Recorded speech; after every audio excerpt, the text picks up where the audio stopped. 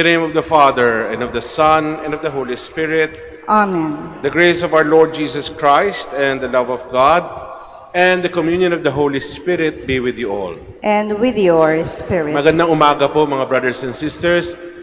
Good morning, Father. Kayo po ay malugod naming tinatanggap. You are most welcome po here sa ating minor basilica, the pilgrim shrine of Our Lady of the Rosary of Manaoag. Hayaan niyo pong batiin ko muna kayo ng Happy Easter. Happy Easter po. Ngayon po ay ikatlong linggo matapos ang panahon ng Easter, no? Easter season pa rin po tayo. At kayo rin po ay binabati ko ng Happy Fiesta. Kayo po ay nasa loob ng kapistahan ng Our Lady of Manaoag.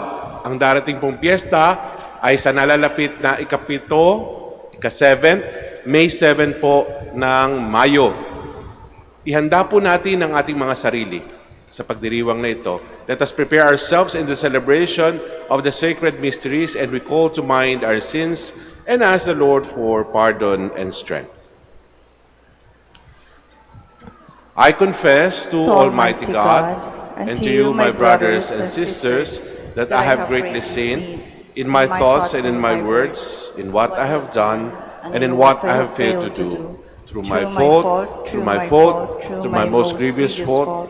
Therefore I ask Blessed Mary, ever Virgin, all the angels and saints, and you, my brothers and sisters, to pray for me to the Lord our God. May Almighty God have mercy on us, forgive us our sins, and bring us to everlasting life. Amen. Lord, have mercy.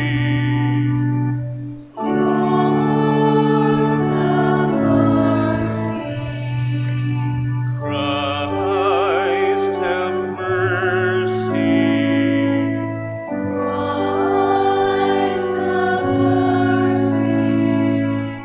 Lord, have mercy.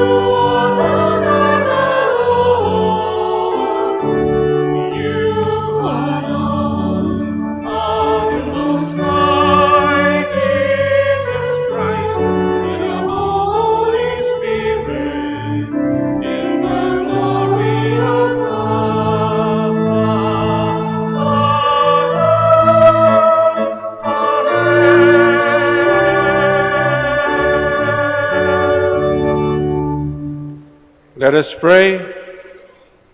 May your people exalt forever, O God, in renewed youthfulness of spirit, so that, rejoicing now in the restored glory of our adoption, we may look forward in confident hope to the rejoicing of the day of resurrection. Through our Lord Jesus Christ, your Son, who lives and reigns with you in the unity of the Holy Spirit, God, forever and ever. Amen. Please be seated. Though ordered by the Jewish religious authorities to stop teaching in Jesus' name, Peter and the apostles continued to preach Christ, who rose from the dead. They cannot be silenced because the Spirit speaks through them. A reading from the Acts of the Apostles. Then Peter stood up with the 11, raised his voice and proclaimed, "Let the whole house of Israel know for certain that God has made both Lord and Christ, this Jesus whom you crucified." Now when they heard this, they were cut to the heart, and they asked Peter and the other apostles, "What are we to do, my brothers?"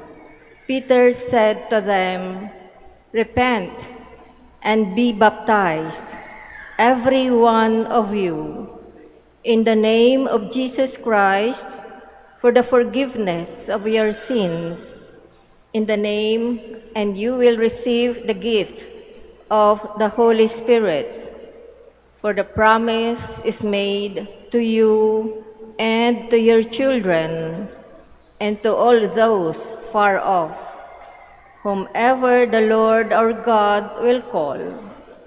He testified with many other arguments and was exhorting them, "Save yourselves from this corrupt generation." Those who accepted his message were baptized, and about 3,000 persons were added that day. The word of the Lord. Thanks be to God.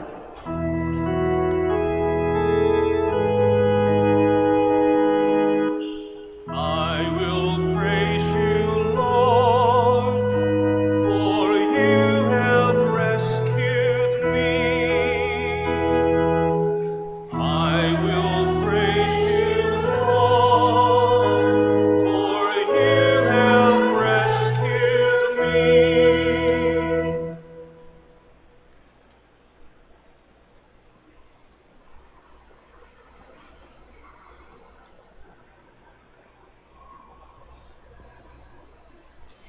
I will extol you, O Lord, for you drew the clear and did not let my enemies rejoice over me. O Lord, you brought me up from the netherworld. You preserved me from among those going down into the pit. I will praise you, Lord, for you have rescued me.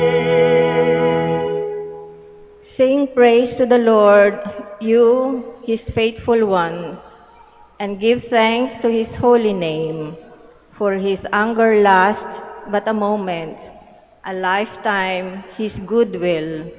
At nightfall, weeping enters in, but with the dawn, rejoicing. I will praise you, Lord, for you have rescued me. Hear, O Lord, and have pity on me. O Lord, be my helper. You changed my mourning into dancing. O Lord my God, forever will I give you thanks. I will praise you, Lord, for you have rescued me.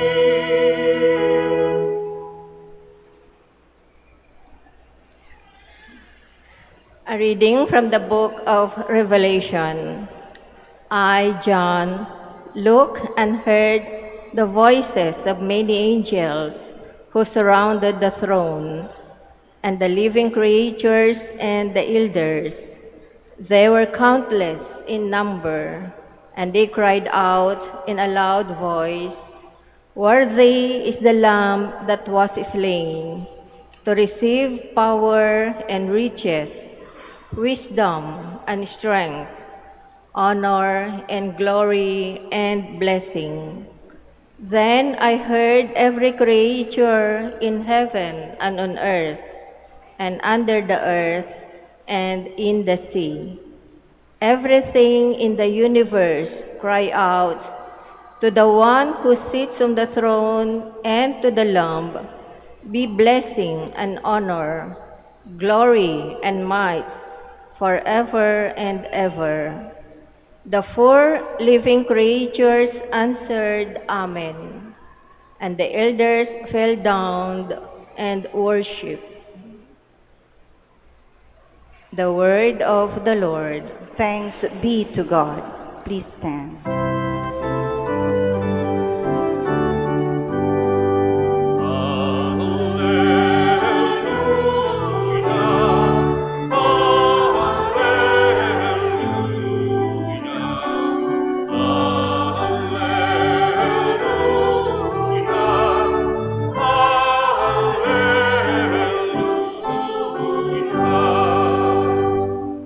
Christ is risen, Creator of all. He has shown pity on all people.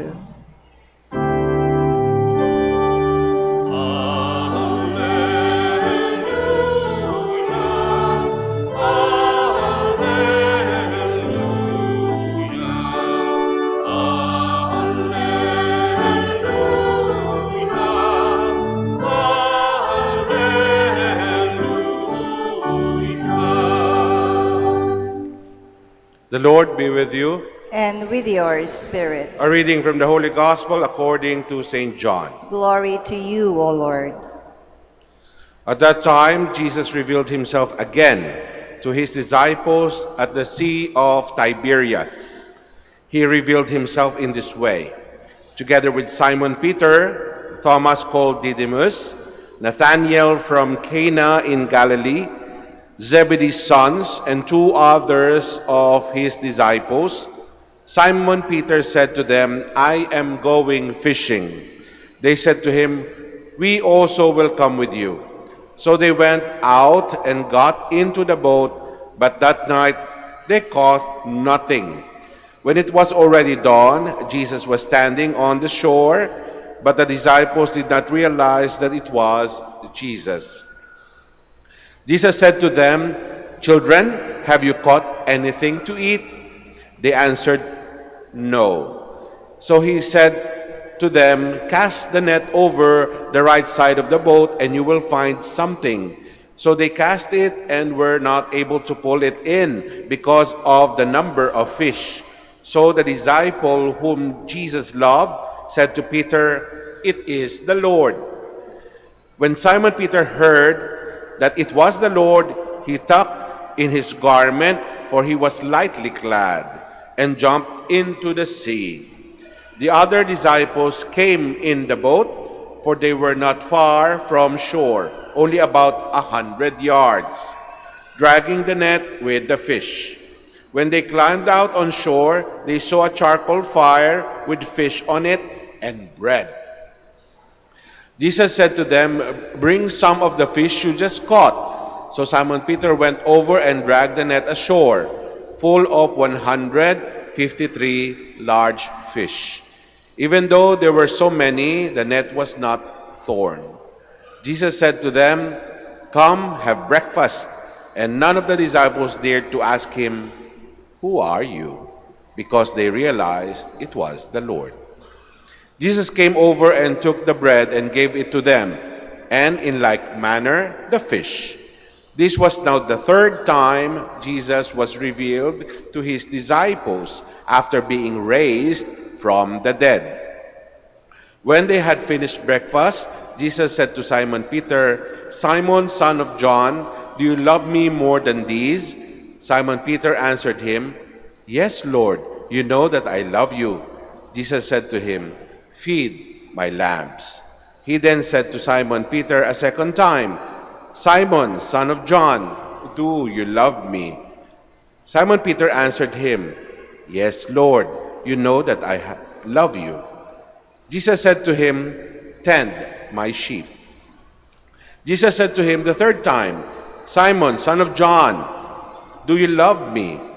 Peter was distressed that Jesus had said to him a third time, Do you love me? And he said to him, Lord, you know everything. You know that I love you. Jesus said to him, Feed my sheep. Amen, amen, I say to you, when you were younger, you used to dress yourself and go where you wanted. But when you grow old, you will stretch out your hands, and someone else will dress you and lead you where you do not want to go. He said this, signifying by what kind of death he would glorify God. And when he said this, he said to him, Follow me. Brothers and sisters, the good news of our salvation. Praise to you, Lord Jesus Christ. Please be seated. Good morning, magandang umaga po. Kung hindi pa kayo naka-breakfast, matapos ang misa, tsaka tayo mag-breakfast. Pagsaluhan muna natin ang salita ng Diyos at ang ating banal na komunyon. Ito muna ang inyong magiging breakfast for this time. Don't worry, ang paring nasa harapan nyo, hindi pa rin nag-breakfast. So mga brothers and sisters, Happy Easter po! Easter season pa rin, panahon pa rin po ng muling pagkabuhay ni Kristo. At happy fiesta po sa inyong lahat. Welcome po dito sa Minor Basilica ng Our Lady of the Rosary of Manaoag. Tulad nyo, ako po ay isang pilgrim dito. Hindi po ako assigned na pare dito sa Manaoag. Ako po ay isang Dominicanong pare assigned elsewhere.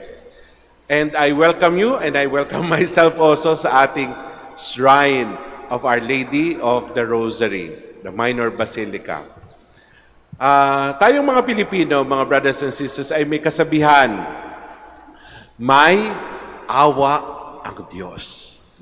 Binabanggit natin yan. Baka nakakalimutan na ng mga matatanda natin. Bihira ako na marinig, may awa ang Diyos. Ano po? Kaya wag niyo pong kakalimutan, sa tema ng ating pagninilay ngayong umaga sa gospel reading natin, may awa ang Diyos.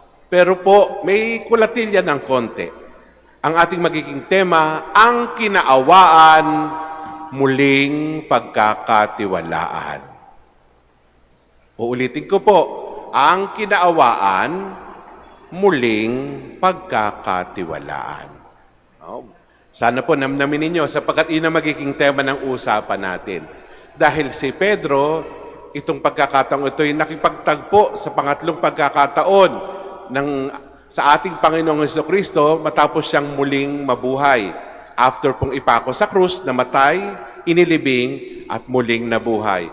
Pero wag po niyong kakalimutan na meron pong tagpo si Kristo at ang ating Panginoong Jesucristo bago pa siya maipako sa krus.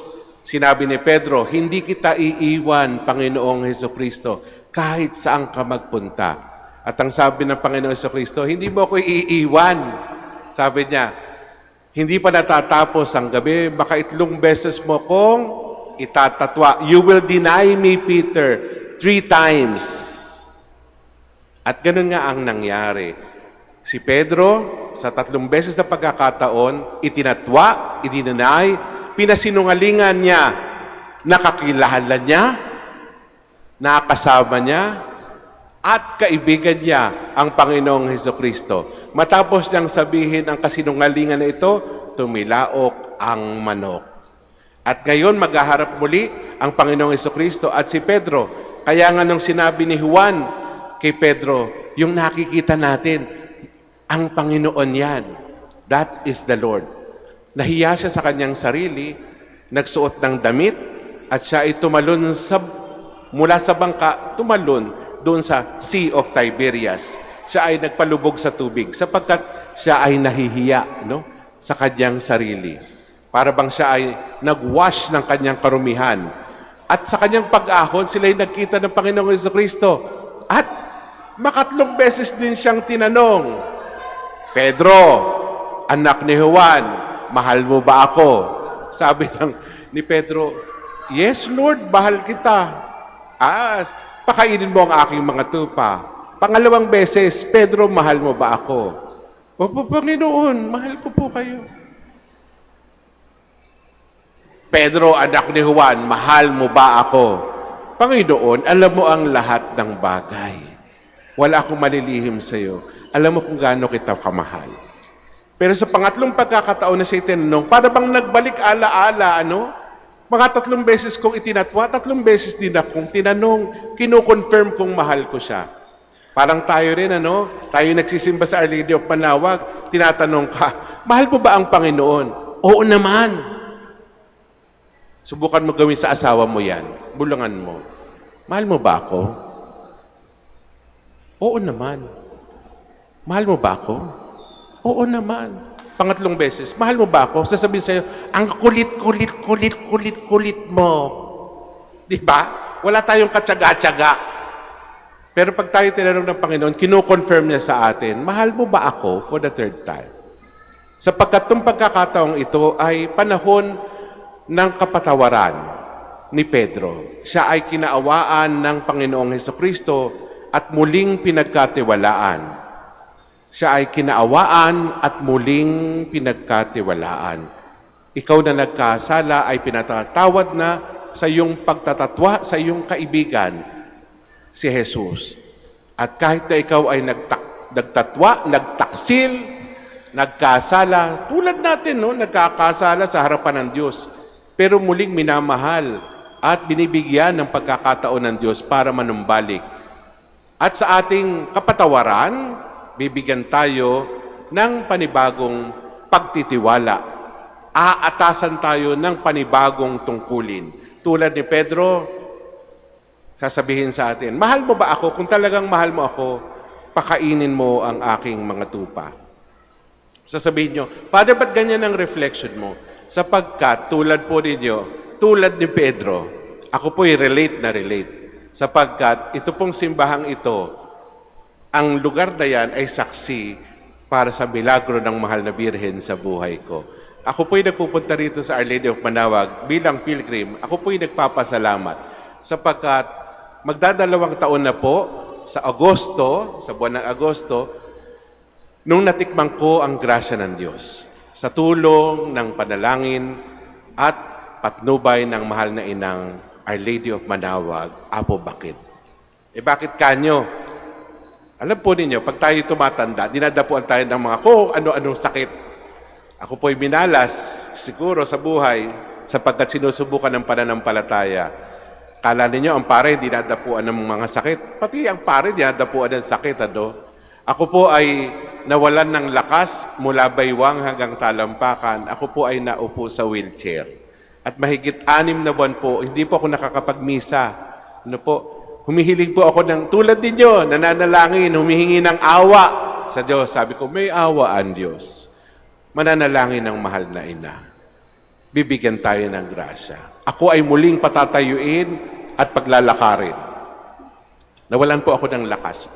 Mapaparalyze po ang paring nasa harapan ninyo. Kaya lang ang sagot sa atin ay hindi instant healing. Kala ko talagang automatic patatayuin niya ako. Paglalakarin niya ako mula sa upuan at makakapagmisang muli. Hindi. Ang sabi ng Diyos, hindi. Ooperahan ka. So binigyan po ako ng isang nag-opera sa akin sa likod, sa spine operation po ang aking naging operation. Hindi po sa lumbar, sa taas. Mas malapit po sa dibdib at sa puso ang aking naging operasyon.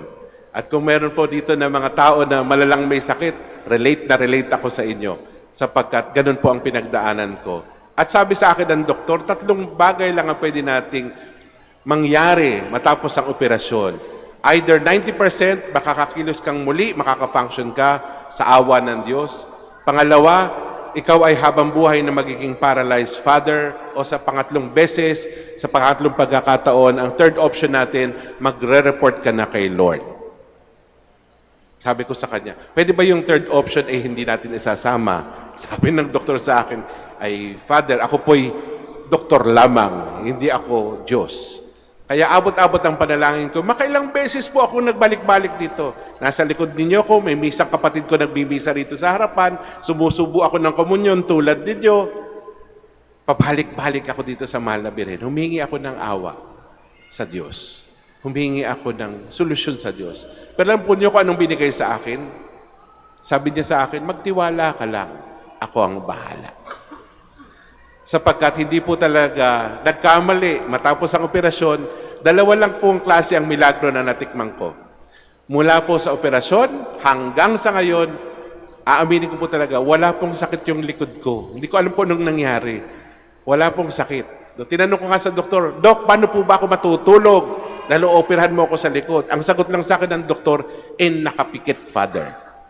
Tunay nga, ako po'y masarap na natutulog habang ako'y nakapikit, lying down, wala pong masakit sa likod. At ano pa yung milagro na pinatikim ng Diyos? Mabilis po yung recovery. Sabi ko po sa inyo, in matters of almost 2 years, ito po ako nasa harapan ninyo, nagmimisa muli at nagpapasalamat. Kasi nga po, kinaawaan. Kaya lang, alam po ninyo, ang kulatilya, sabi ko sa inyo kanina, ang kinaawaan, muling pagkakatiwalaan. Kaya nga po, ako'y nagbabalik, hindi lang para magpasalamat sa mahal na Birhen, kundi humihingi na naman ako ng gabay at tulong. Sapagkat ako'y pinalakas niya ng Diyos sa tulong ng mahal na Birhen.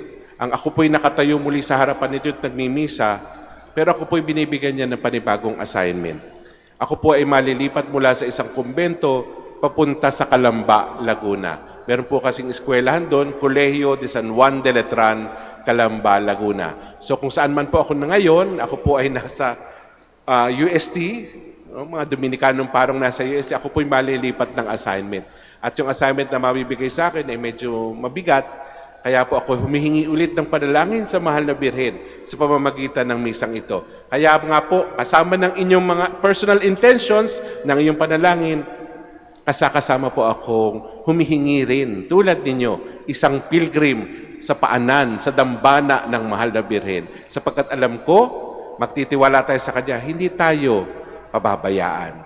Kaya nga mga brothers and sisters, kung sasabihin nyo, Father, magbo-board exam ako. Ang sagot ko lang sa iyo, may awa ang Diyos. Father, meron akong kamag-anak nasa abroad, hindi ko nakikita, matagal na. Sasabihin ko sa iyo, may awa ang Diyos. Father, may sakit ako, gusto ko pa-operahan. Sasabihin ko sa iyo, kapatid, may awa ang Diyos. Nagkakagulo kami sa pamilya kayo, dami kong kaaway. Sabihin ko lang sa iyo, may awa ang Diyos. Wala akong kapera-pera kayo, nagsimba ako. Sabihin ko lang sa iyo, may awa ang Diyos. Tiwala ka lang. At kapag ibinalik sa iyo ng Diyos yung biyaya, brothers and sisters, huwag mo lang kakalimutan ang kinaawaan, muling pagkakatiwalaan. Ibig sabihin, kapag ikay nakareceive ng grasya, may ipapatrabaho pa sa iyo ang Diyos. Meron ka pang gagawin. Ang kakaawaan, muling pagkakatiwalaan. Ang tanong, mahal mo ba talaga ako? Tumayo pa tayong lahat. And let us profess our faith. I believe in God, the Father Almighty, creator of heaven and earth, and in Jesus Christ, his only Son, our Lord, who was conceived by the Holy Spirit, born of the Virgin Mary, suffered under Pontius Pilate, was crucified, died, and was buried. He descended into hell. On the third day he rose again from the dead. He ascended into heaven, and is seated at the right hand of God, the Father Almighty. From there he will come to judge the living and the dead. I believe in the Holy Spirit, the Holy Catholic Church, the communion of saints, the forgiveness of sins, the resurrection of the body, and life everlasting. Amen. Father, we implore your gracious help that we may proclaim the death and resurrection of Jesus with Peter's bold conviction. In need and with joyful heart, we pray, Lord, keep us in your love. Lord, keep us in your love. For the Church, the people of God, may we experience the power of the resurrection, especially in times of weakness, trials, and great difficulties. We pray. Lord, keep us in your love. For those who exercise authority and service in the government, may their love for Jesus continue to deepen and be a perennial source of inspiration and strength in their service to God's people. We pray. Lord, keep us in your love. For the upcoming elections, may everyone forsake the politics of money, fame, and patronage, and elect to office leaders who are competent, honest, and have a sincere desire to serve. We pray. Lord, keep us in your love. For those who are burdened by sickness or the sudden death of their loved ones, may the Lord give them protection, comfort, and strength to bear all things. We pray. Lord, keep us in your love. Let us pray for the urgent concerns of our community and our personal intentions.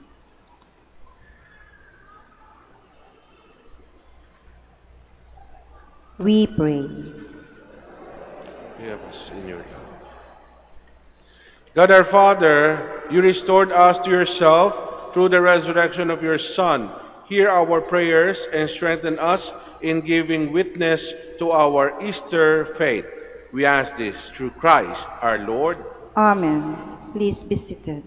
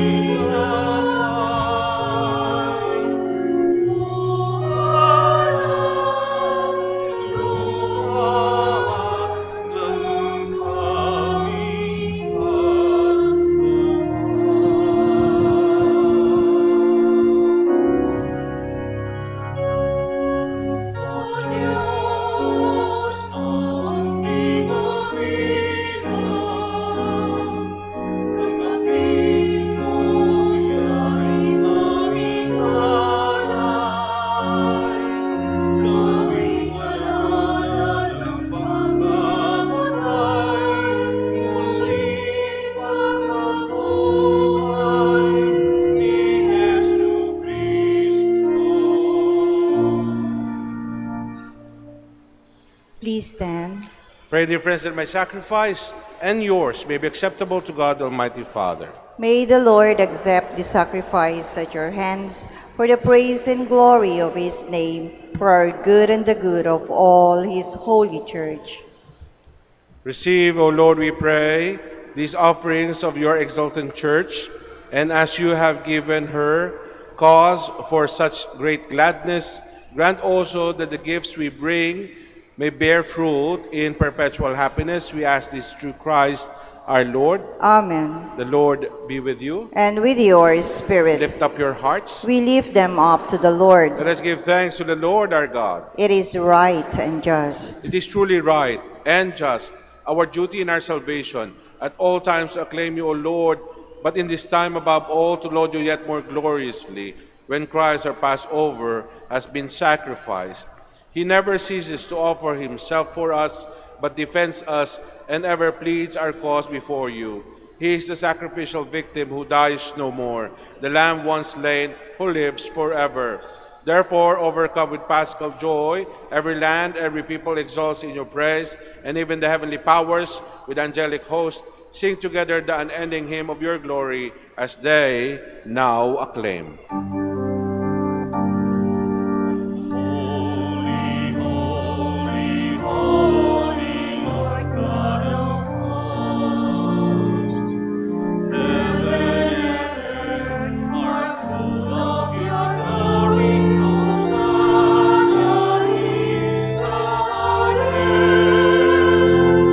Blessed is he who comes in the name of the Lord. Hosanna in the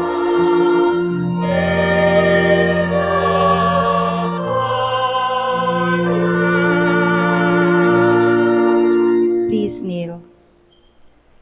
You are indeed holy, O Lord, the fount of all holiness. Make holy, therefore, these gifts, we pray, by sending down your Spirit upon them like the dewfall, so that they may become for us the body and blood of our Lord Jesus Christ. At the time he was betrayed and entered willingly into his passion, he took bread, and giving thanks, broke it, and gave it to his disciples, saying, "Take this, all of you, and eat of it, for this is my body, which will be given up for you."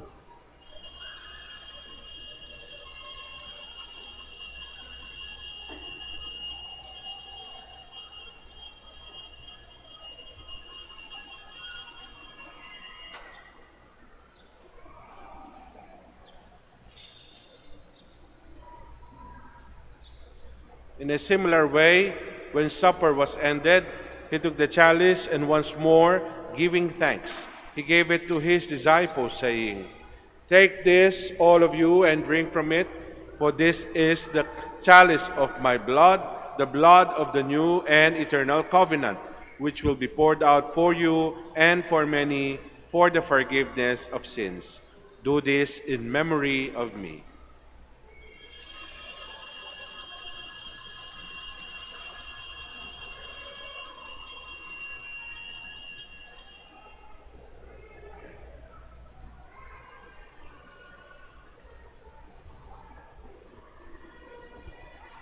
The mystery of faith. When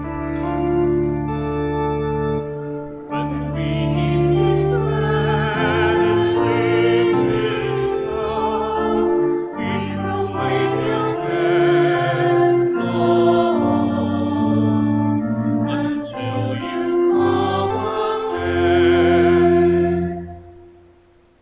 Therefore, as we celebrate the memorial of his death and resurrection, we offer you, Lord, the bread of life and the chalice of salvation, giving thanks that you have held us worthy to be in your presence and minister to you. Humbly we pray that partaking of the body and blood of Christ, we may be gathered into one by the Holy Spirit. Remember, Lord, your church spread throughout the world, and bring her to the fullness of charity, together with Socrates, our bishop, and all the clergy. Remember your servant, Jorge Bergoglio, whom you have called from this world to yourself. Grant that he, who was united with your Son in a death like his, may also be one with him in resurrection. Remember also our brothers and sisters who have fallen asleep in the hope of the resurrection, and all have died in your mercy. Welcome them into the light of your face. Have mercy on us all, we pray, that with the Blessed Virgin Mary, the Mother of God, Our Lady of the Rosary of Manaoag, we, the blessed apostles, and all the saints who have pleased you throughout the ages, may merit to be co-heirs to eternal life, and may praise and glorify you through your Son, Jesus Christ. Through him, with him, and in him, O God, Almighty Father, in the unity of the Holy Spirit, all glory and honor is yours forever and ever.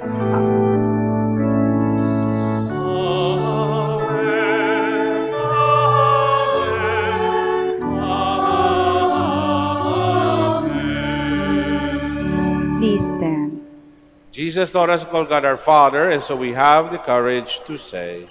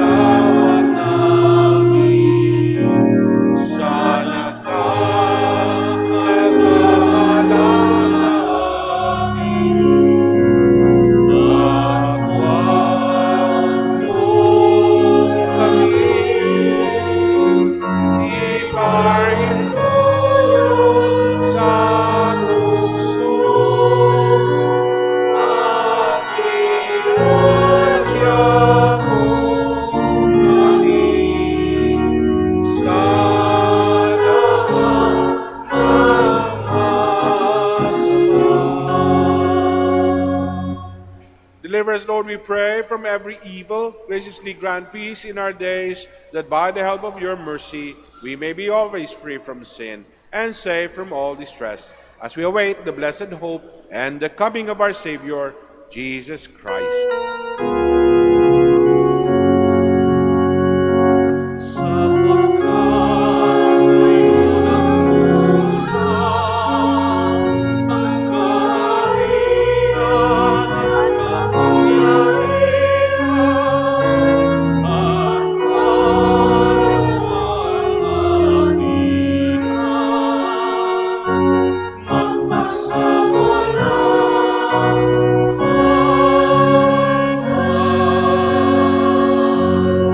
Lord Jesus Christ, who said to your apostles, "Peace I leave you, my peace I give you," look not on our sins, but on the faith of your church, and graciously grant her peace and unity in accordance with your will, who live and reign forever and ever. Amen. The peace of the Lord be always with you. And with your spirit. We share to one another the peace of Christ. Peace. Peace be with you. Peace be with me.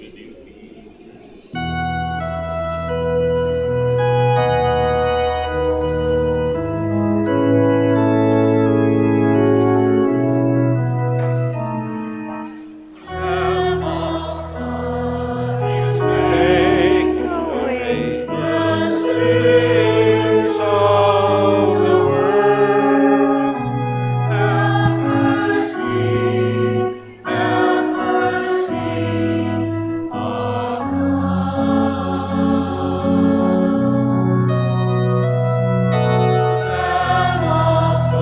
God, you take away the sins of the world. Have mercy on us.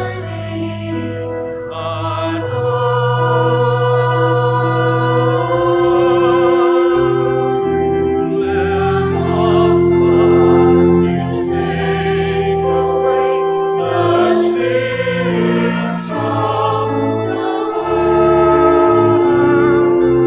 Grant us peace. Grant us peace. Please kneel.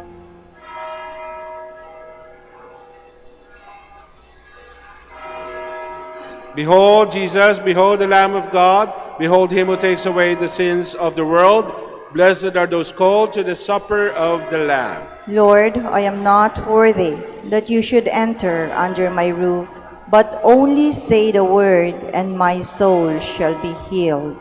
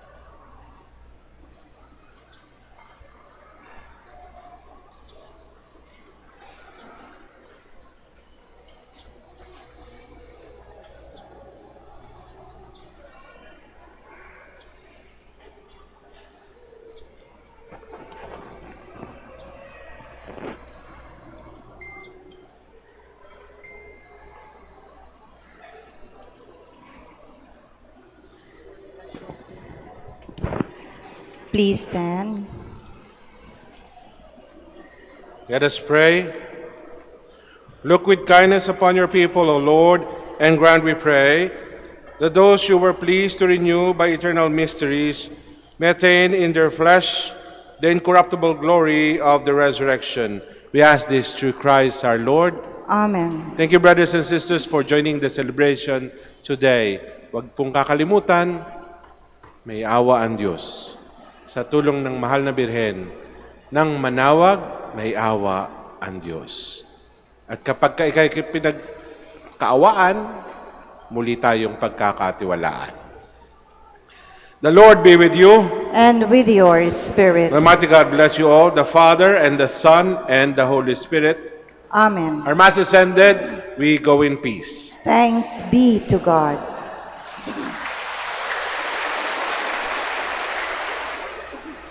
Gagawin po natin ngayon ang panalangin para sa mga may sakit at para sa mga religious articles. Unahin po natin ang mga may sakit. Alalahanin po natin sila. Kung hindi nyo sila kasama ngayon, ilagay po ninyo ang inyong mga kamay sa inyong puso at sa inyong alaala, sa inyong isipan, banggitin ang kanilang mga pangalan. God, our Almighty Father, by your blessing, you give us strength in our frailty. Turn with kindness toward our sick brothers and sisters. Free them from all illness and restore them to good health through the intercession of Our Lady of the Rosary of Manaoag, so that in the sure knowledge of your goodness, they will gratefully bless your holy name. We ask this through Christ our Lord. Amen. Blessing po ng mga religious articles, pakitaas lamang po ang lahat ng gusto ninyong pablesan habang tayo nasa loob ng simbahan. At kung hindi man po kayo mablesan dito sa loob ng simbahan, meron pa po tayo sa ating car park area after po ng blessing na ito. In memory of the mysteries of the life, death, and resurrection of our Lord Jesus Christ, and to the honor of the Blessed Virgin Mary, Our Lady of the Rosary of Manaoag, may these rosaries, images, candles, and other religious articles be blessed, and those are going to use them for prayers be made holy in the name of the Father, and of the Son, and of the Holy Spirit. Amen.